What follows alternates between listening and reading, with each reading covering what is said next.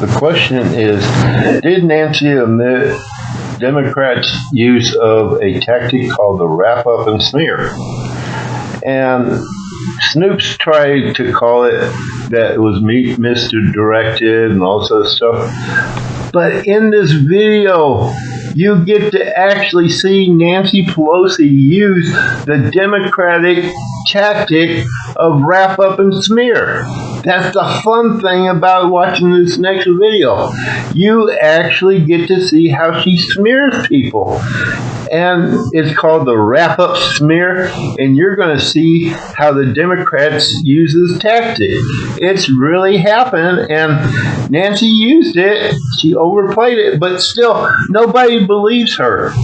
But yet she still plays this tactic, and you get to see it live how she uses the Democratic tactic of wrap up and smear.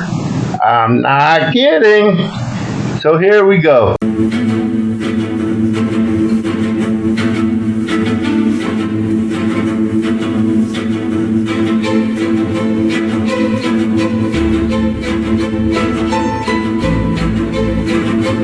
We call it the wrap-up smear. If you want to talk politics, you call it the wrap-up smear. You smear somebody with falsehoods and all the rest, and then you merchandise it. And then you write it, and they'll say, see, it's reported in the press that this, and this. So they have that validation that the press reported the smear, and then it's called the wrap-up smear.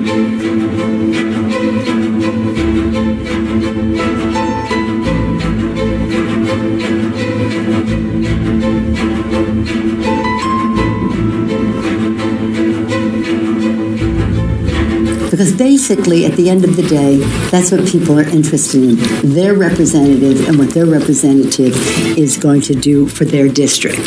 The Republicans are afraid of that contrast in a race because they're going to go there to be involved in trickle-down economics, shutting down hospitals and the rest of it. So they don't want them to see that contrast, so they focus on something else. And it's a diversionary tactic. It's a self-fulfilling prophecy. You demonize, and then we call it the wrap-up smear. If you want to talk politics, you call it the wrap-up smear. You smear somebody with falsehoods and all the rest, and then you merchandise it. And then you write it, and they'll say, see, it's reported in the press that this, and this. So they have that validation that the press reported the smear, and then it's called the wrap-up smear. Now I'm going to merchandise the press's report on the smear that we made. And it's a tactic, and it's self-evident.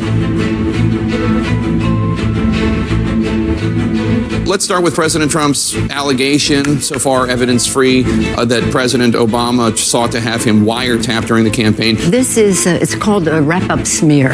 You make up something, and then you have the press write about it, and then you say everybody's writing about this charge. It's a tool of an authoritarian. Closure is absolutely devastating to businesses like hair salons. A homeless man arrested for violating the mandatory mask order. A hair salon owner who opened up her store has been jailed. You must wear your mask. Wear the mask. This is a president who doesn't want to wear a mask. No one is above the law. Nancy Pelosi was seen not wearing a face mask at a San Francisco hair salon. The day before, Pelosi was saying that those people who don't wear masks, who don't follow rules, are bad people. Not wearing a mask and having haircuts indoors against the rules there.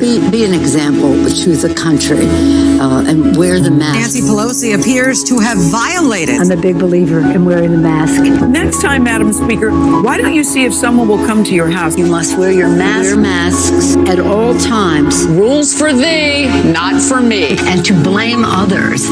Leaders take responsibility. So I take responsibility for falling for a setup. House Speaker Nancy Pelosi claims she was set up. So the Speaker of the House is blaming the salon after she didn't wear a mask indoors. And now she's having lawyers get involved to like dox this poor salon owner who has been shut down for 6 months. We haven't worked. We have no income. Since this happened, I have received nothing but hate text messages, death threats. They're going to burn my hair salon down. I think that that this salon owes me an apology. Yeah, I think I'm pretty much done there. So. In the meantime, Nancy Pelosi is overseeing a legislative negotiation in which salons like the one that she went to would not get any money. We have bills to pay. So upsetting, and it's devastating. Pelosi is being decimated for having a beauty parlor opened when all others are closed. Financially, it's broke us. The timestamp on the video says 3:08 p.m. Less than 3 hours later, she appeared on MSNBC with perfectly coiffed hair, lecturing everyone else.